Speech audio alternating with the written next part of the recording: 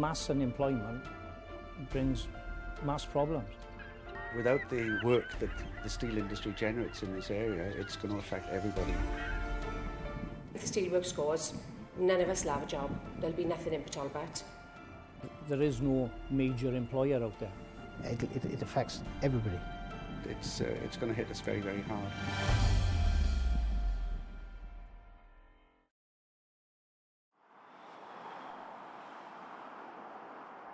Shrouded in the smoke from her chimneys, this small coastal community is now cloaked in a misery not of her making. This giant steel plant is the heart that gives life to this town and her people. But this way of life is under threat.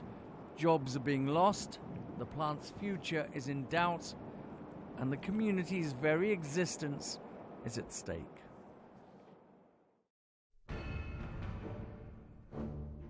Steel production has dominated every aspect of life here for almost a century. It's put bread on the table for generations of men and women from Port Talbot. In its heyday, 18,000 workers pumped out steel from this site, the largest in Europe. And with the jobs came wealth, new housing, and even a motorway. Tony Price has worked at the plant for 30 years. His father was a steel worker, as was his father before him. You've got commitments, you've still got mortgage, the little luxuries in life you still owe for, no matter how old you are, I suggest. Possibly there'll be a lot of people in a worse position than myself. But again, we don't know. Hopefully it can be avoided that there are no hard redundancies. And I think that would soften what's an awful blow anyhow. To say to go and get another job is not so easy here anyhow, without another 800 people looking for the same job. So it's going to be a massive blow to this area for years to come. Many people have said about the community. It is a community. We've got higher unemployment than a lot of places. So this is only going to add to the woes. There is no major employer out there anymore. We've lost BP Chemicals. Nobody ever saw that coming. It's flattened, it's gone. And now the spotlight's coming our way. What will be left of the town and the community, I can't visualise that, because it will take a few years, but it will be devastated. Devastated beyond recovery? Beyond recovery, I would say so. I would say so, yeah. Because you're not going to get these big industries moving down here. People will have to move away, and what's left is left. You know, you see what's happening in Ebervale.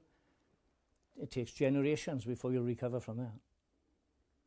In other words, there wouldn't be anything left. There would be no community. There would be no Port Talbot. Well, the Welsh stick together. But, you know, the housing, it would be devastation. Absolutely. Not just Port Talbot, surrounding areas.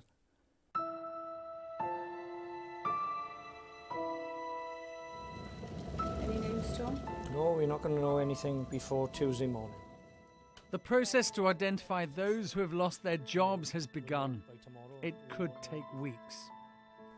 It's the not knowing. Everybody's asking, everybody's concerned, and everybody wants to know, and I don't know, and I don't know what to tell them, and I'm getting a bit fed up of saying I don't know what the answer is. It is not knowing, because I think once we know, we can make decisions on our future. And I guess we'll weather the storm, but there's people, I think it's worse for the younger people. They've got more of a work life in front of them. We haven't got that length of time in front of us. Not that we're coming to the end of it, I don't quite mean that.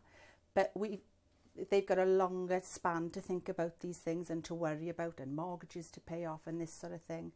And I worry, I don't think it'll be so much of a body blow for us. It's for the rest of the community and the wider community. It's not just Port Talbot it's affecting a wider area, and it's going to have a knock-on effect in wider areas as well.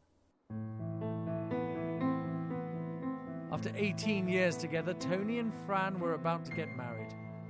The wedding's been put on hold. Almost everything in Port Talbot has some connection with the steel plant. Aberavon Rugby Club has been around for over 100 years. That's when its bonds with the steel industry were first forged. Tata Steel have backed our schools programme now for a number of years, and that means that young kids are playing not just rugby but netball as well in the primary schools. Our captain, for instance, plays second row, and he works in the Boss plant in Tata. Quite often he'll come here having worked a night shift and play 80 minutes of rugby on a Saturday afternoon. Two of our coaches on the coaching staff work in Tata. So the link between the club and the steelworks is huge. On match days, these stands are packed with steelworkers and their families. It's been this way for generations.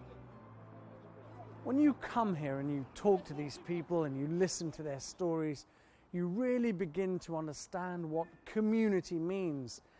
Everything is so finely meshed together: school, work, sport.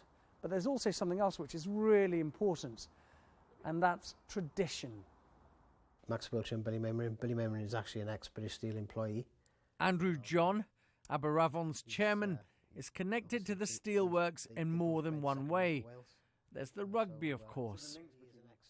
But Andrew's pump manufacturing firm is also in the steel supply chain. If you were trying to explain to somebody from outside this community just how important the steel plant is, what would you say? The town is the steelworks. The steelworks is the town. It's just linked absolutely in every thread. So these job losses affect absolutely everybody, not just Aberavon, every business, every shop, every part of the community. The ripple effect, it's like a pack of cards basically. So the effect is huge. You know, on a Saturday afternoon, if you came here and went into our bar on a Saturday afternoon pre or post match and you talked to the supporters, then you know there would be a link to Tata somewhere, whether it be direct or a family member. It runs right through the town. To say the town's fortunes are almost wholly dependent on the steelworks isn't overstating the case. Phil Landeg's grandfather began this electrical business in 1936. Back then it was a thriving trade, but it's been declining steadily. All of the shops in Port Talbot, traditional family businesses, the majority, relied on the steel industry being healthy, obviously to provide the income for people to work here. So the redundancies now is a huge blow to the town. There's 750 less salaries, you know, to keep the economy of the town going. So yeah, it's going to hit us very, very hard. Next door, it's a similar story. Lots of my clients work in the steelworks, in the offices, and lots of male clients who work there as well. Hayley Cooper's dad was a steelman, as are many members of her family. People are thinking that it's going to close down eventually, and then there'll be nothing in Port Talbot. If the steelworks goes, none of us will have a job. There'll be nothing in Port Talbot. Tata Steel says 750 jobs will go. Some fear this is just the start. The plant's Indian owners say they can't compete because the Chinese are dumping their cheap steel on the world market. The strong pound has hit exports, demand has slowed, and energy prices are soaring. A perfect economic storm, all conspiring against Tata Steel and its workforce. I certainly got the impression that Tata isn't being held responsible for this crisis. It wouldn't be helpful anyway. The steel giant still has so much invested in this town. Instead, the blame lies thousands of miles away in China and somewhere else, a lot closer to home. Steelworkers accused George Osborne of favouring the city over steel. Well, of course, the redundancies announced at Tata Steel and elsewhere in the steel industry are a real matter of regret, and we're providing all the support we can to the families affected, helping them get into work. We're also backing the steel industry, responding to the requests they've made to cut energy bill costs, to make sure that internationally we take action against the cheap imports from China. Not one of these things were done when there was a Labour government. And during that period, the number of steel jobs fell by 50% in this country. So we won't take lectures from the party opposite, but we will back our steel industry.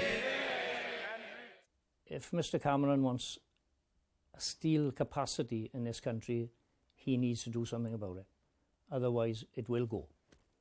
It won't go for the lack of fighting in the plant, but give us a chance. That's all I'm asking. Give us a level playing field. Give us a chance to prove what we can do. I'll say we are proving what we can do, but we can't affect the markets too much. All 750 jobs to go have been identified. That could be it, the damage done. The plant can then consolidate and ride through the storm. Or it could be the beginning of the end, the complete closure of the steelworks. If that happens, the community that has lived and thrived here for so long will surely disappear too.